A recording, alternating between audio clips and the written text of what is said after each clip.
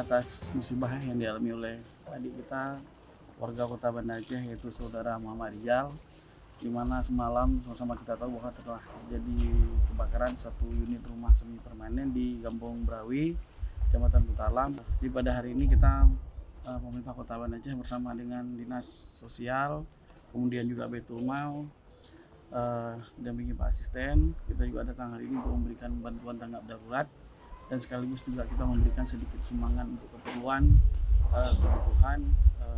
masa darurat inilah.